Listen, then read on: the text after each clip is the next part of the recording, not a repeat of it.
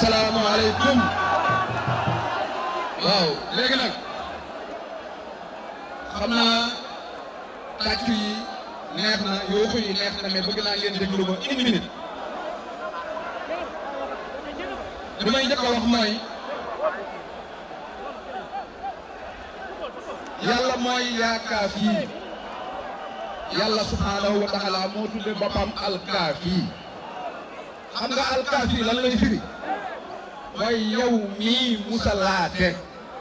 xam nga alkaafi ñaata lay peese boo ko adadee 111 ñetti 111 mooy 333 millions yi leen dajalee pour ki dem. kon li ma bëgg ngeen xam ko mooy lii ngeen di def nit mënu ko. Ousmane Sonko mii mënut lii man mii mënuma ko lii procès yàlla la yàllaa ko yore kon amul tiit amul ragal.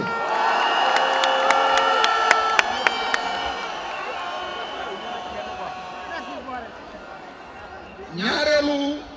mbir mi ma bëgg ngeen xam ko mooy Benno Bokk Yaakaar. déglu leen ma rek déglu leen ma rek. déglu dañoo xool constitution Sénégal xam nañ ne seen président bii war a bokk ci élection yi ñu dajaloo ne ko par force da ngay dem. waa ñun nag comme que ñi dénk réew mi ñoo mën a dajaloo ci ginnaaw benn nit ne ko par force di nga dem ñun Sénégal ñoo ne Ousmane Sonko par force doo dem.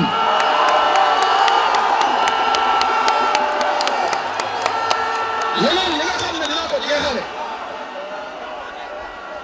lii nag ndigal mooy yéen a gën a xam ne amul lenn lu ñuy maye lu ñuy jël di ko may Ousmane Sonko kon xalaatu leen ñu jël noonu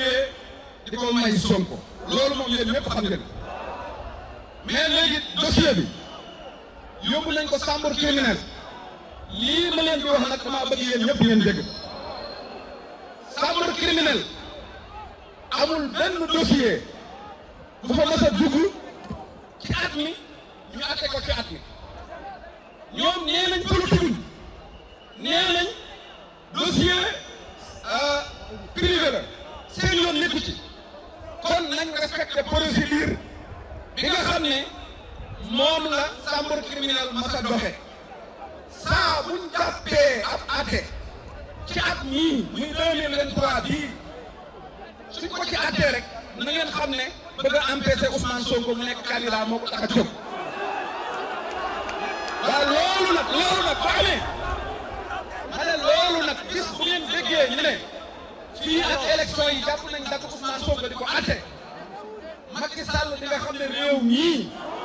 ay sëti Serigne Touba fi ne réew mii ay sëti Ma Abdoulaye Lissa fi ne réew mii sëti Lat Joor fi ne réew mii sëti Njaajaan Njaay fi ne réew mii jom ak fula ku nekk fit ku nekk jom du doowul ci réew mi gis boo laalee Ousmane Sonko billaahi wallaahi tallaahi sa nguur day daanu